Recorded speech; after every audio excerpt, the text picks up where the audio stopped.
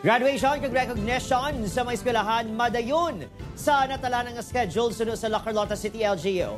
Pasalamat Festival ipaiway anay sa LGU. Yaring balita nga itong gintutugan.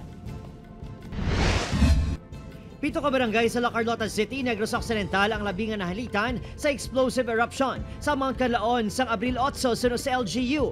Apisari ginapanugutan ng face-to-face classes sa syudad. Nagapabilin sa alternative delivery mode ang mga eskwelahan sakop sang sini nga mga barangay. Lakip ang Araal, San Miguel, Yubo, Lagranha, Nagasi, Hagimit, kag Gubay. Sa Araal Elementary School, ginhimong oportunidad sa pila ka mga manunudlo ang pagpaiway sa face-to-face classes para magpreparar sa graduation kag recognition nga matigayon gid sa Lunes, Abril 14. Okay, madayon gina siya kay once in a lifetime na yung mga bata mag-graduate.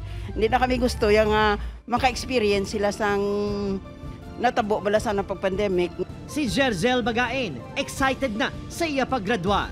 Naka-prepare na ko sa uniform ko para sa graduation. May mga bulak naman para ihatag sa parents. Madayon na siya unless yung mag-alert level 4 or magbalik ang ASPO na itong grabe pagid, no? Sunod sa DepEd 6, Hilway ang tagsa ka School Division Superintendent nga magrekomendar sa adjustments para matigayon ang closing ceremonies. Nakaschedule ang atong sining end of school year rights April 14 and 15. But if ever gid man nung worst case scenario, mabudlay magbalik ang atong mga kabataan because of the risk. Siguro maybe makatag kita sang special case sa ilang. Samtang nagdesisyon ang La Carlota LGU nga ipaiway anay ang selebrasyon sang Pasalamat Festival. Wala pa petsa kung sano ini sa Ilohon.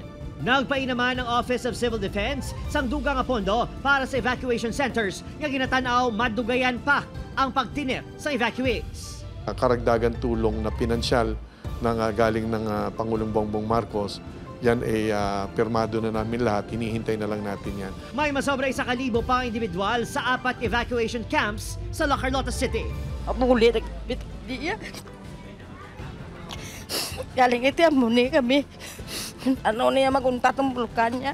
Opod, Karil Castillo, Adrian Prietos, 1 Western Visayas.